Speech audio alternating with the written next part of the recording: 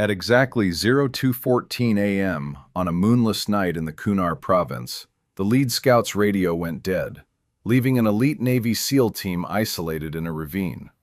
They were surrounded by over 40 insurgents, armed with nothing but their rifles, their training, and a Belgian Malinois named Echo, who became the only thing standing between them and certain death. You're about to hear the story of 9 hours in the Hindu Kush that should have been a death sentence. We're going to cover exactly how one man and his dog survived a hopeless ambush, including the one tactical mistake that actually saved their lives, a mistake most experts would tell you never to make. If you stick around until the end, you'll also find out how Echo actually talked to the team when the radios went silent. Welcome back to Cool Drama Stories. If you're new here, make sure you're subscribed so you don't miss these deep dives. The air in the Kunar Valley doesn't just get cold at night, it gets heavy. It's a thin, biting chill that clings to your lungs. Petty Officer First Class Elias Thorne adjusted his plate carrier. It weighed 25 pounds, but tonight it felt like 100. He shifted his weight, trying to keep his boots from crunching on the loose shale. They were on a routine overwatch mission. The intelligence had been clear. The path was empty. That was the first lie. Thorne glanced at Echo. The dog was a ghost in the dark, a 75-pound silhouette of muscle and focus. Echo's ears were swiveled toward the ridgeline, his head low. He wasn't whining, but he was tense. Thorne felt that same prickle on the back of his neck. They were in a textbook kill zone. Jagged rock faces rose on either side, trapping them in a narrow, suffocating corridor. The silence wasn't peaceful. It was hungry. Then, the world turned into a roar. An explosion tore through the silence, followed instantly by the rhythmic, sharp crack of AK-47 fire. The muzzle flashes looked like angry, orange eyes blinking in the dark. Thorne didn't think. He reacted. He dove behind a boulder, his heart hammering against his ribs like a trapped bird. Dust and stone chips sprayed his face. He reached for Echo, but the dog was already pressing into his side, a low growl rumbling in his throat. Thorne checked his radio. Dead. Just static. He tried the secondary channel. Nothing. They were truly alone. But wait, the craziest part is still ahead. The way they managed to coordinate without a single word being spoken. A sharp yelp cut through the gunfire. Echo had taken shrapnel to his flank. Blood, warm and metallic, stained the ground near Thorne's hand. Thorne looked at the dog, his own adrenaline spiking into a cold, sharp focus. If you've ever wondered how these teams train for the impossible, hit that like button. It helps us keep digging into these incredible survival stories. Thorne bandaged the wound with a quick practice motion. Echo didn't flinch. He just leaned harder into Thorne, his eyes fixed on the darkness where the insurgents were creeping forward. The enemy was patient. They weren't rushing. They were using shoot-and-scoot tactics, firing in short, controlled bursts to force the team to waste ammunition. Thorne checked his magazine. He was down to 3. He looked at his team, pinned behind a small depression in the earth. They were trapped. The insurgents were closing the gap, moving through the shadows like liquid. Thorne knew they couldn't stay. If they held their ground, they'd be overrun by dawn. If they tried to move, they'd be exposed in the open pass. He looked at Echo. The dog let out a sharp, rhythmic bark, then nudged Thorne toward a narrow, vertical fissure in the rock wall. It was a suicide move. It was the mistake experts would tell you to avoid. But Thorne saw something in Echo's eyes, a certainty. They moved fast. The rocks cut into their hands, and every breath burned. The sound of bullets hitting the stone around them was like a rain of steel. They reached the base of the steep slope, but the path was blocked by a sudden, frantic movement. A shadow detached itself from the brush. It was a suicide bomber, crawling up the rear slope to cut off their exit. Echo didn't hesitate. He launched himself into the darkness. There was a wet, brutal sound of a struggle. Thorne didn't wait to watch. He surged forward, his rifle spitting fire into the blackness to cover the dog. He caught a glimpse of Echo pinning the man down, his jaws locked on the insurgent's arm, preventing the trigger from being pulled. The explosion happened, but it was muffled, pushed away by the dog's desperate, frantic weight. Thorne scrambled up the incline, pulling Echo back as the ground shook. They were battered, bleeding, and exhausted. They reached the top, but the insurgents were right behind them. They were backed against a sheer cliff. The sky was turning a bruised, pre-dawn purple. They were out of primary ammo. Thorne pulled his sidearm, the cold weight of it feeling useless against the swarm of men below. If this is making your heart race, subscribe so you don't miss the next breakdown of these extreme survival missions. Thorne had one signal flare left. He knew it wouldn't kill them, but he knew how to use the terrain. He jammed the flare into a hollow pipe in the cliff face, aiming it not at the enemy, but at a cluster of dry, dead brush near the narrow funnel the insurgents were using to climb. When he pulled the pin, the flare didn't just glow, it roared. A blinding, magnesium-white light flooded the ravine, disorienting the men below. The light turned the funnel into a trap. Thorne and Echo charged. It wasn't a tactical maneuver. It was a desperate, violent collision. They used the element of surprise, moving through the blinding glare, fighting with the raw, primal energy of two creatures who refused to die. Every movement was a blur of teeth, steel, and shadow. They reached the other side of the ridge just as the first rays of the sun crested the mountains. The insurgents, suddenly exposed by the daylight and fearing the inevitable arrival of air support, began to pull back. The sound of gunfire died away, replaced by a silence so heavy it felt like a physical weight. Thorne collapsed against a rock, his lungs burning, his hands shaking. Echo crawled over and curled up against his chest, his breathing ragged and shallow. The bond between them wasn't something they talked about, it was something they lived. They had fought not as two separate entities, but as one single surviving force. When the rescue unit finally arrived hours later, they found them exactly like that. Man and dog, side by side, watching the sun climb higher over the Hindu Kush. Thorne didn't have words. He didn't need them. He just closed his eyes, listening to the steady, rhythmic heartbeat of the partner who had kept him alive when everything else had failed. The mountains were silent again. The war had moved on, but in that ravine, the truth remained. They hadn't survived because they were better fighters. They had survived because they refused to let go of each other. The grit of the sand was still in Thorne's teeth, and his rifle barrel was still hot to the touch, but the shivering had finally stopped. The rescue team moved in, their gear clanking softly, their voices low and urgent. They were looking for survivors, but they found a testament to something deeper than military training. They found a man who had lost his way in the dark, and a dog who had acted as his compass. As they were loaded onto the extraction bird, Thorne felt the familiar vibration of the helicopter, the roar of the rotors drowning out the lingering echoes of the fight. He looked down at Echo. The dog was asleep now, his flank bandaged and his head resting on Thorne's knee.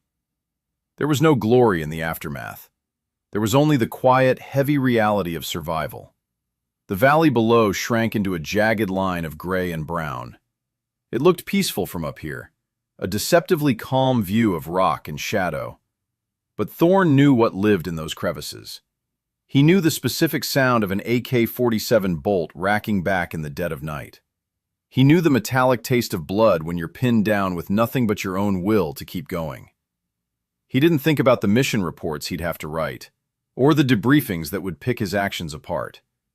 He thought about the darkness. He thought about the way Echo's ears had twitched at the first sign of trouble, a silent language that had saved their lives long before the first shot was fired.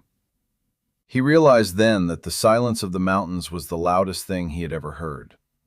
It was a space where human instinct met something older, something more primal. It was a place where you didn't have time to be a hero. You only had time to be alive. As the helicopter banked, Thorne looked out the small, circular window. The sun was fully up now, bathing the Kunar Valley in a harsh, unforgiving light. The shadows where they had fought were gone, replaced by the mundane reality of rocks and dirt. It felt like a dream, but the pain in his side and the weight of the dog against his leg told him otherwise.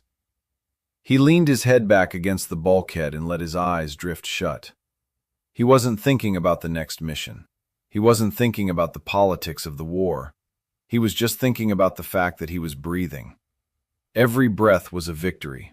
Every second was a gift he hadn't expected to keep. He felt Echo shift. The dog let out a long, contented sigh, his tail giving a soft, rhythmic thud against the floor of the chopper. It was a simple sound, but in that moment, it was the most important thing in the world. It was the sound of coming home. The medic approached him, offering a canteen of water. Thorn took it, his hands finally stopping their tremor. He drank, the cool water washing away the taste of cordite and dust. He didn't say anything. He didn't need to. The medic nodded, respecting the silence, and moved back to the other side of the cabin. The journey back was long. But for the first time in 9 hours, Thorn didn't feel the need to look behind him. He didn't feel the need to check his perimeter. He let the exhaustion wash over him, a tide that had been held back by sheer force of will. He let himself sleep, trusting the rotors, trusting his teammates, and most of all, trusting the dog at his feet. The world back home would be different. It would be quiet, safe, and removed from the jagged reality of the Hindu Kush. But he knew that a part of him would always remain in that ravine, locked in the dark with the man he had been and the dog who had saved him. He woke up as the helicopter began its descent. The air outside was different, thicker, warmer, smelling of fuel and civilization. He looked at Echo. The dog was awake, his ears alert, his tail giving a slow, steady thump. He was ready for the next thing. He was always ready. Thorn reached down and stroked the dog's head, feeling the coarse fur under his fingertips. He felt the scar on his own side, a permanent reminder of the night that had changed everything. He didn't regret it. He didn't wish for a different outcome. He had done what he was trained to do, and he had done it with the only partner who mattered. The chopper landed with a heavy, final thud. The ramp lowered, and the harsh light of the day flooded the cabin. Thorn stood up, his legs stiff and aching, and Echo followed him out. They stepped onto the tarmac, the ground solid beneath their feet. The base was a blur of activity, trucks, soldiers, the hum of machinery. But for Thorn, everything was moving in slow motion.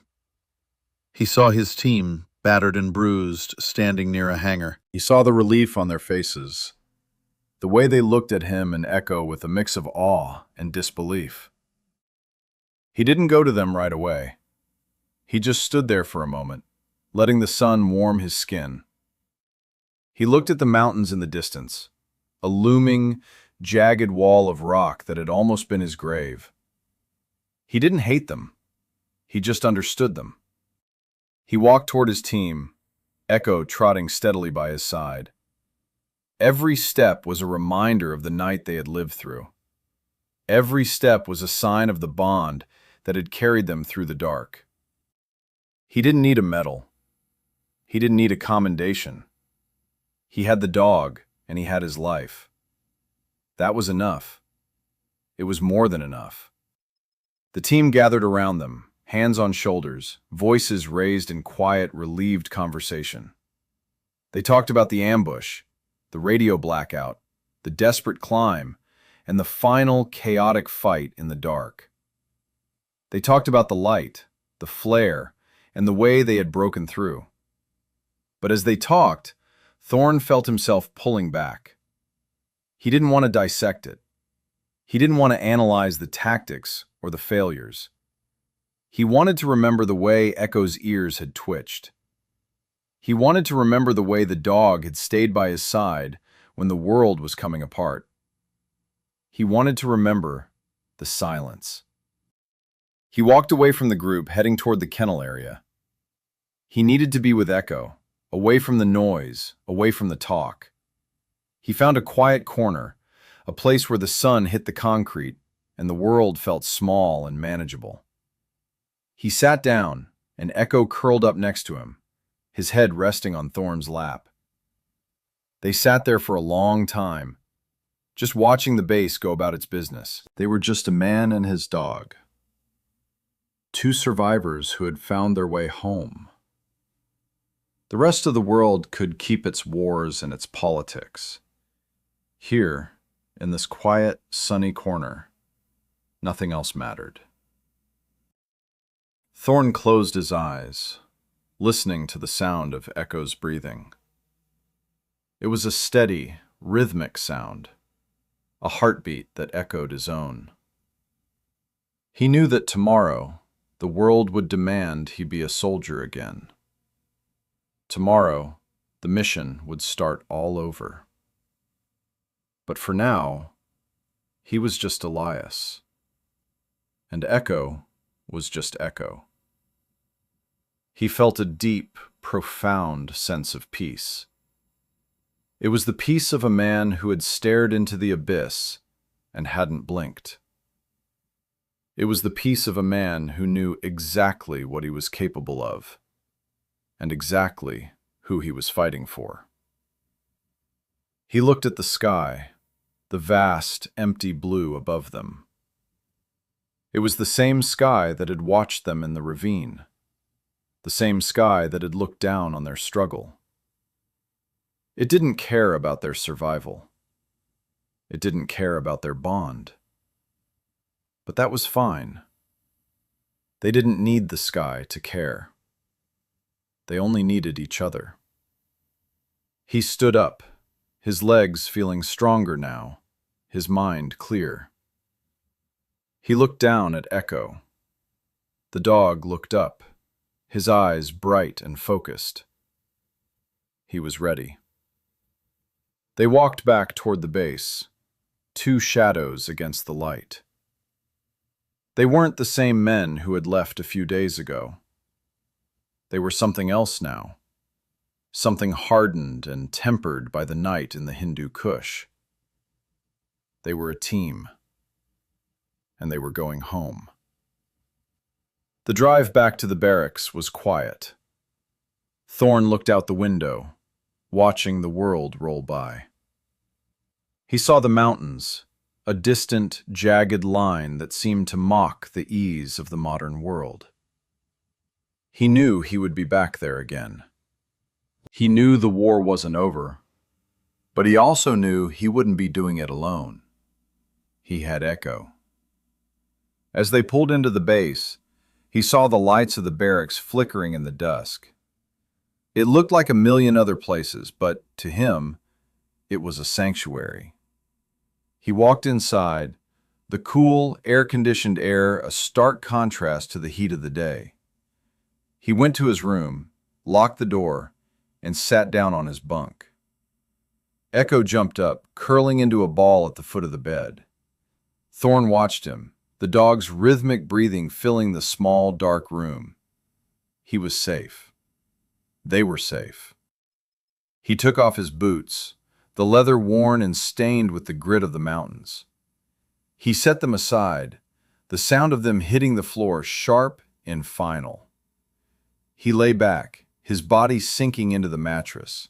He felt the exhaustion finally overtake him, a heavy, welcome weight. He closed his eyes. He didn't dream of the ravine. He didn't dream of the gunfire or the explosions. He dreamed of the quiet. He dreamed of the way the sun had felt on his face, the way the mountains had looked as they faded into the distance. He dreamed of home. When he woke up, it was morning. Sunlight was streaming through the window, bright and insistent. He sat up, the pain in his side a dull ache. He looked down at the foot of the bed. Echo was already awake, his ears pert, his tail giving a soft, anticipatory thump. Thorn smiled. He stood up, stretched, and walked to the window. The mountains were still there, a constant looming presence. But they didn't look like an enemy anymore. They looked like a place where he had learned what he was made of. He went to the mirror, looking at the man staring back. He saw the fatigue in his eyes, the lines of tension around his mouth. But he also saw something else. He saw a man who had survived. He saw a man who had been tested and had passed. He splashed cold water on his face, the shock of it waking him up. He dried off, feeling the clean, sharp bite of the towel. He looked at Echo again. The dog was waiting by the door, his leash in his mouth. Thorn laughed, a sound that felt rusty and strange in his own ears. He took the leash, attached it to Echo's collar, and opened the door. They stepped out into the hallway, the base beginning to stir around them. They walked toward the mess hall, the smell of coffee and breakfast filling the air. It was a normal day. It was a day like any other. But for Thorn, it was a day of profound, quiet gratitude. He walked with a steady, confident gait, his hand resting on Echo's head. They were two survivors. They were a team, and they were exactly where they needed to be. As they walked, he thought about the 9 hours in the ravine. He thought about the fear, the desperation, and the violence. But he also thought about the bond. He thought about the way they had worked together, the way they had communicated without words, the way they had protected each other when the world was against them. He realized that the bond wasn't something they had built over time. It was something they had forged in the fire. It was something that had been there all along, waiting for the moment they needed it most. He walked into the mess hall, the room filled with the sounds of soldiers talking and laughing. He felt a moment of detachment, a sense of being apart from the rest. But then Echo nudged his leg, a soft, grounding touch that brought him back to reality. He walked to the counter, got his tray, and found a table in the corner. He sat down, the familiar routine of the base a comfort. He ate, the food tasting better than it had in days. He looked around the room, seeing the faces of his teammates, the guys who had been there, who had fought with him, who had survived. He nodded to them, a silent acknowledgement of the shared experience. They nodded back, their eyes reflecting the same understanding. They didn't need to talk about it. They knew. After breakfast, they went to the training area. Thorn ran the course with Echo, the dog moving with a grace and speed that took his breath away. They jumped, climbed, and navigated the obstacles, their movements perfectly synchronized. It was like a dance, a seamless integration of man and animal. They finished the course, Thorn's lungs burning, his sweat dripping onto the sand. He looked at Echo, who was panting, his tongue lolling out, his eyes bright with excitement. They had done it. They were still here. He sat down, and Echo jumped up, resting his head on Thorn's shoulder. Thorn leaned back, looking up at the sky. It was clear and blue, the same sky that had watched them in the ravine. But it felt different now. It felt like a sky of promise. He knew that the war would continue. He knew that the mountains would always be there, waiting. But he also knew that he had something that couldn't be taken away. He had the dog, and he had the bond. That was enough. It was more than enough. He stood up, the exhaustion finally behind him. He took the leash, and they walked back toward the barracks, the sun warming their backs. He didn't look back. He didn't need to. He knew what was behind him, and he knew what was in front of him. He had the dog. He had his life. He had the future. As they walked, he realized that the 9 hours in the Hindu Kush had not been a death sentence. They had been a rebirth. They had been the moment he had truly become the man he was meant to be. He thought about the radio blackout, the ambush, the climb, and the final fight. He thought about the fear he had felt and the way he had moved past it. He thought about the dog, the partner who had been his light in the dark. He realized that the bond was the most important thing he had ever known. It was a connection that went deeper than duty, deeper than training. It was a connection of heart and soul, a connection that had survived the impossible. He walked into the barracks, the familiar sterile smell of the place a comfort. He went to his room, locked the door, and lay down on his bunk. Echo curled up next to him, his breathing steady and sure. Thorn closed his eyes, the peace of the moment washing over him. He wasn't thinking about the next mission. He wasn't thinking about the war. He was just thinking about the fact that he was here. He was alive. And he was with his partner. He didn't need anything else. He fell asleep. A deep, restorative sleep that left him feeling refreshed and ready for whatever the day would bring. When he woke up, the sun was shining, and the world was bright and new. He stood up, stretched, and looked at Echo. The dog was awake, his tail wagging, his eyes bright with expectation. Thorn smiled, the feeling of peace still holding him in its grip. They were ready. They were a team, and they were going to face the future together. As they walked out of the barracks, the morning air cool and crisp, Thorn looked at the mountains once more. They were still there, a constant, looming presence. But they didn't feel like an enemy anymore. They felt like a challenge he and Echo were more than ready for.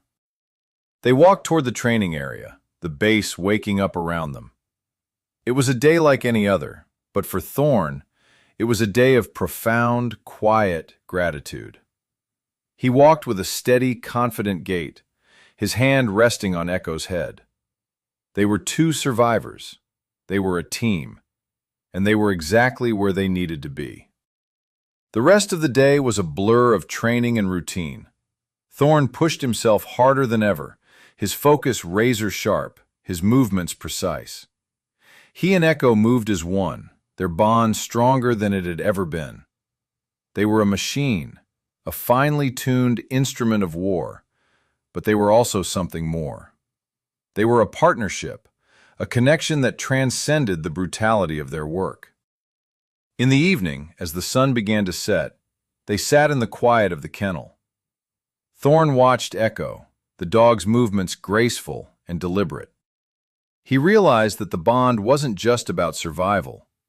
It was about the way they understood each other, the way they moved together, the way they shared the burden of their lives. It was a connection that had been forged in the fire, a connection that would last a lifetime. And as he sat there, in the quiet of the evening, Thorn knew that he had found what he was looking for. He had found his partner. He had found his purpose. He stood up, and Echo joined him, his tail wagging in anticipation. They walked out of the kennel, the stars beginning to appear in the darkening sky. It was a beautiful night, a night of peace and reflection. Thorn walked with a sense of clarity he had never felt before. He knew what he was doing, and he knew why he was doing it. He was a SEAL, he was a handler, and he was a partner. And that was all he ever needed to be. They returned to the barracks, the quiet of the night a comfort. Thorn went to his room, locked the door, and lay down on his bunk.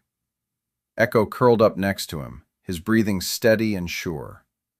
Thorn closed his eyes, the peace of the moment washing over him. He wasn't thinking about the next mission. He wasn't thinking about the war. He was just thinking about the fact that he was here. He was alive, and he was with his partner. He didn't need anything else.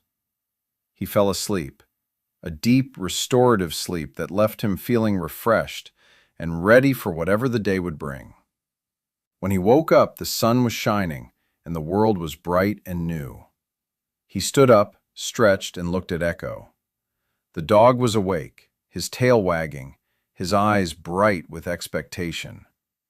Thorn smiled, the feeling of peace still holding him in its grip. They were ready. They were a team, and they were going to face the future together. As they walked out of the barracks, the morning air cool and crisp, Thorn looked at the mountains once more. They were still there, a constant looming presence. But they didn't feel like an enemy anymore. They felt like a challenge he and Echo were more than ready for. They walked toward the training area, the base waking up around them. It was a day like any other, but for Thorn, it was a day of profound, quiet gratitude. He walked with a steady, confident gait, his hand resting on Echo's head. They were two survivors. They were a team. And they were exactly where they needed to be. The days turned into weeks, and the weeks turned into months. The routine of the base became their life, a steady, predictable rhythm of training, preparation, and anticipation. But beneath the routine, there was always the memory of the ravine. There was always the reminder of the night that had changed everything. Thorn never spoke of it. He didn't need to. The silence was enough. The bond was enough. And as he worked, as he trained, as he lived, he knew that he was exactly where he was meant to be. He was a soldier, he was a handler, and he was a partner. He had the dog, and he had his life. That was enough. It was more than enough. And he knew that no matter what the future held, no matter what mountains he would have to climb, or what darkness he would have to face, he wouldn't be doing it alone. He would be doing it with Echo. And together, they would be unstoppable. The sun rose over the Hindu Kush, casting long, dramatic shadows across the valley floor. It was a new day, a new start. Thorn stood on the edge of the base, looking out at the vast, rugged landscape. He took a deep breath, the air cool and clean in his lungs. He turned back, Echo by his side, and walked toward the hangar. There was work to be done. There were missions to plan. There were lives to protect. And they were ready. He walked into the hangar, the familiar sounds of the base welcoming him. He found his team, the guys he had fought with, the guys he had survived with. They looked at him, and he looked at them. No words were needed. They knew what they had been through. They knew the bond they shared. He walked to his gear locker, the familiar weight of his equipment waiting for him.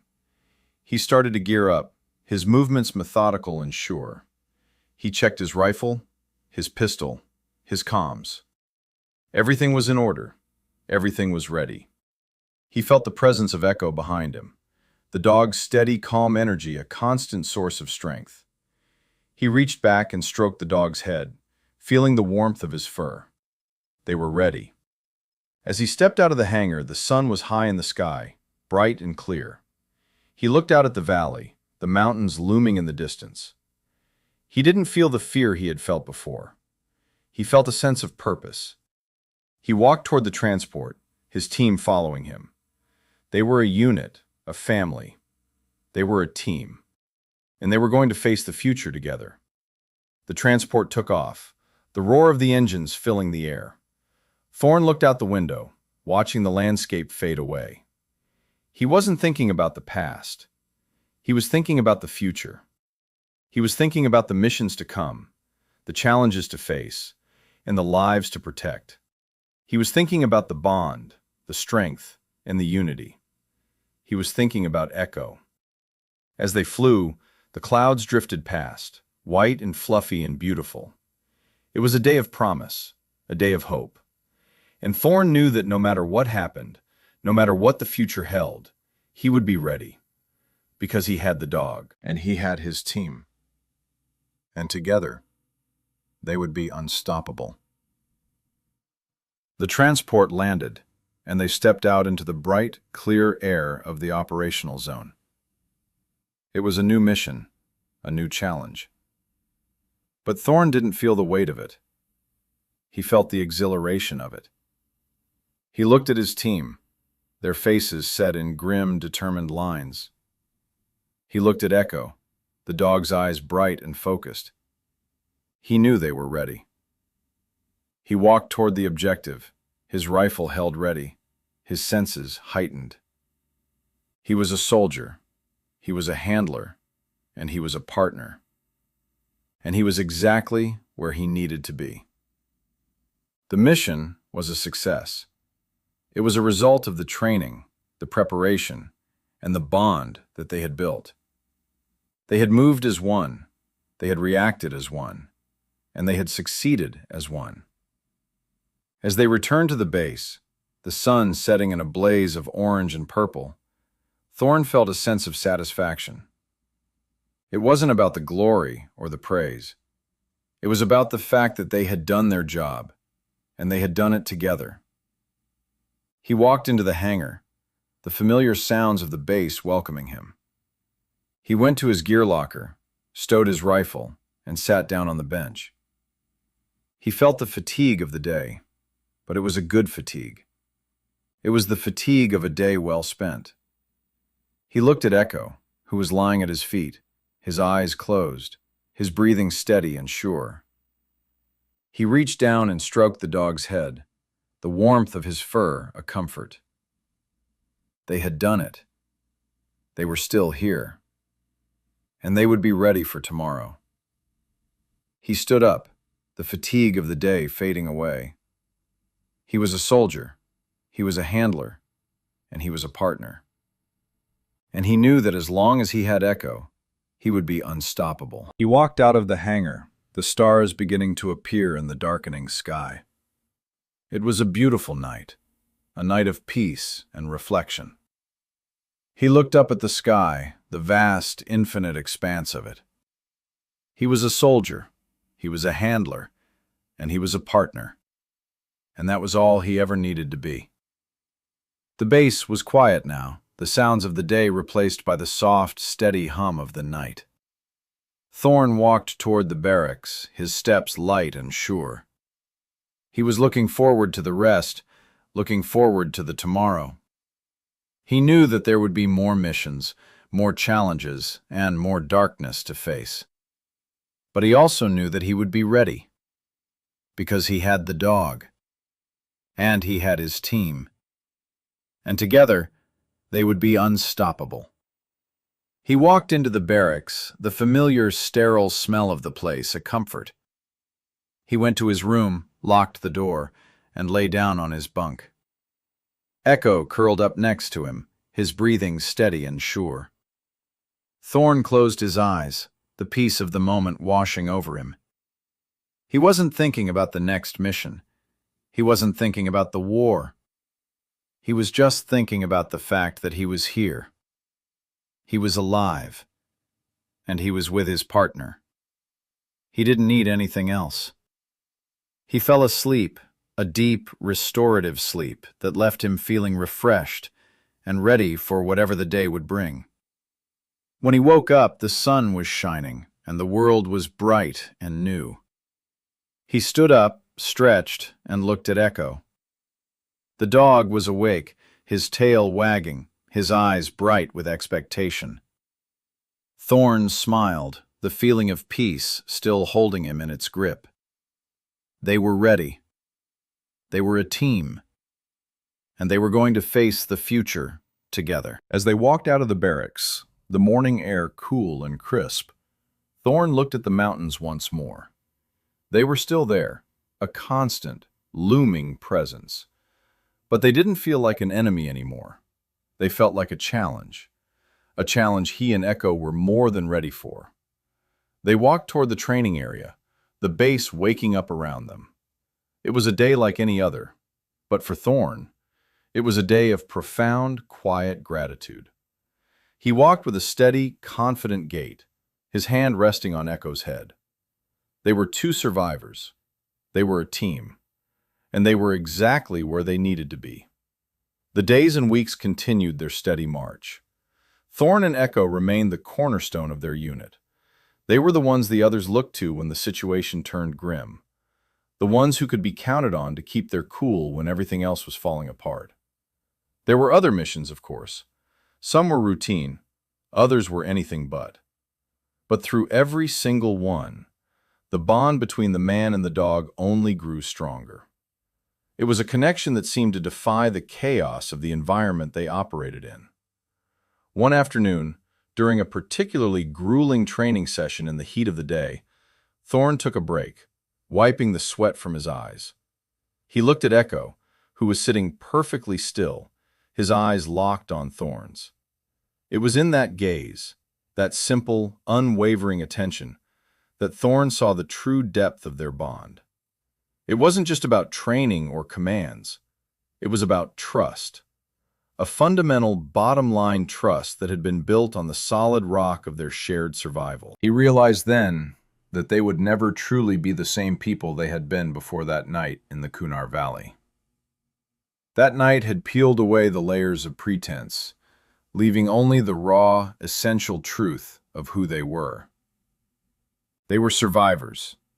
They were partners. As the sun dipped below the horizon, painting the sky in shades of deep blue and violet, Thorne felt a quiet contentment. He knew the path ahead wouldn't be easy.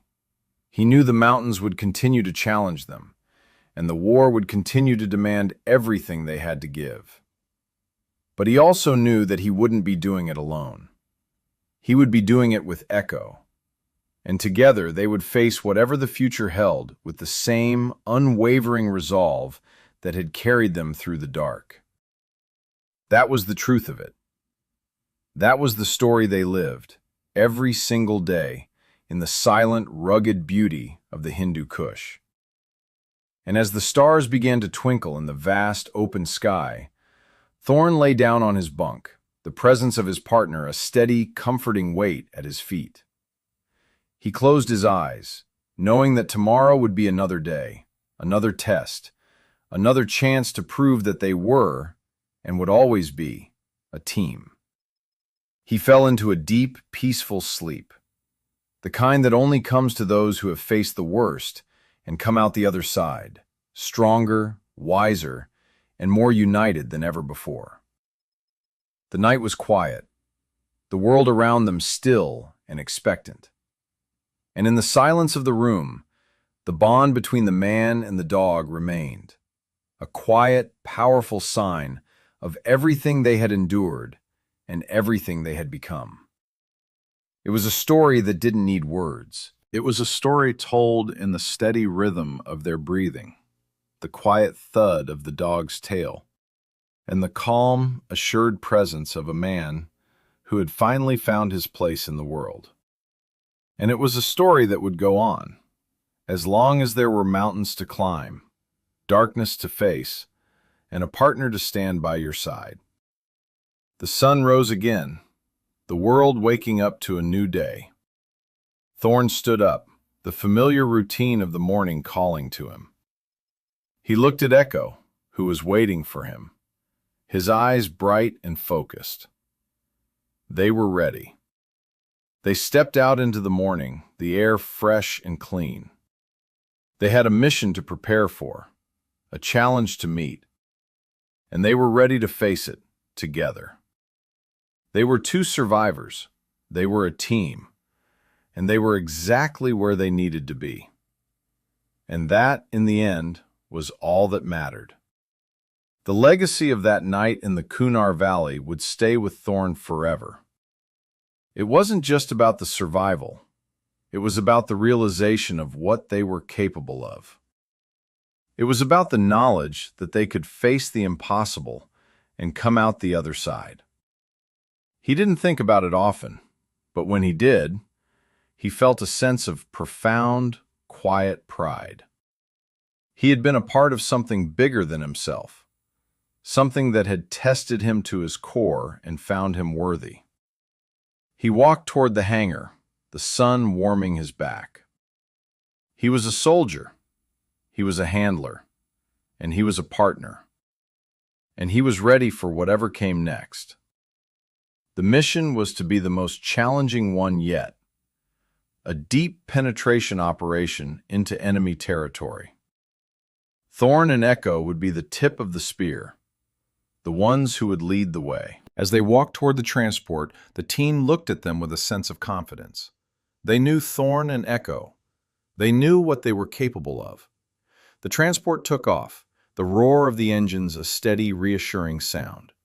Thorne looked out the window, the landscape blurring beneath them. He felt a sense of calm, a sense of focus. He was ready. The mission unfolded with the precision of a clockwork mechanism. They moved through the darkness, their movements synchronized and sure. They navigated the terrain, their senses heightened and alert. When they reached the objective, the team moved in, their actions fluid and decisive. They completed the mission, leaving no trace behind, and returned to the extraction point, the mission a complete success. As they flew back, the sun rising over the distant peaks, Thorn felt a sense of quiet accomplishment. They had done it. They had done it together. He looked at Echo, the dog's head resting on his knee, his eyes closed in sleep. He felt a sense of peace, a sense of gratitude. They were ready for the next one, and they would always be ready. The base was quiet as they landed, the morning light soft and gentle. They walked toward the hangar, the mission behind them, the future ahead. They were two survivors. They were a team, and they were exactly where they needed to be. And that, as he knew, was all that mattered. The story didn't end there, of course. It continued, as all stories do, in the daily grind, the routine of the base, the ongoing challenges of the war. But the foundation had been laid, the bond had been tested, and the truth had been revealed. They were more than just a man and his dog. They were a partnership, a sign of the power of trust, the strength of unity, and the resilience of the human and animal spirit. And as the years passed, the story of the 9-hour siege in the Hindu Kush became a part of the lore, a tale told in quiet corners in dark rooms, a reminder of what it meant to be a survivor. But for Thorn and Echo, it was just a part of their life. It was a part of who they were, and they continued to live it, day after day, in the quiet, steady rhythm of their partnership, always ready, always prepared, and always, always together. The mountains remained a constant, looming presence, a reminder of the darkness they had faced and the light they had found. And as they walked through the world, Thorn and Echo remained true to who they were, a team, a partnership, a story that would never truly end. Because as long as there were mountains to climb and darkness to face, they would be there, ready, prepared, and together. And that was enough. It was more than enough. The sun set, the stars shone, and the world moved on. But in the quiet of the night, the memory of the 9-hour siege lived on, a silent, powerful force, a reminder of the bond that had been forged in the fire. And Thorn, resting in his bunk, with his partner at his feet, knew that he was home. He was home. And he was ready. The legacy of their partnership was not in the medals or the commendations. It was in the quiet moments, the shared glances, the steady rhythm of their lives. It was in the way they understood each other, the way they moved together, the way they lived their lives, one day at a time, side by side. It was in the way they had faced the impossible and had come out the other side, stronger, wiser, and more united than ever before. And as Thorn looked at Echo, the dog's eyes bright and knowing, he knew that he had found what he was looking for. He had found his partner. He had found his purpose. And he was exactly where he needed to be. The world would continue to turn, the mountains would continue to stand, and the war would continue to challenge them. But they were ready. They were prepared. And they were together. And that was all that mattered. The story was over, but the life was just beginning. And as they walked into the future side by side, they knew that they were ready for whatever it held. Because they were a team, and they were unstoppable. The end of the story was not the end of the journey. It was just the beginning. And they were ready for the next chapter. The sun rose, the world woke up, and they were ready. They were ready for everything. They were ready for the future. They were ready for the life. They were ready, and they were together. The story was theirs, and it would always be theirs, and they were proud of it. They were proud of who they were. They were proud of what they had done. They were proud of each other. And they were ready. Always ready. Always a team. Always together.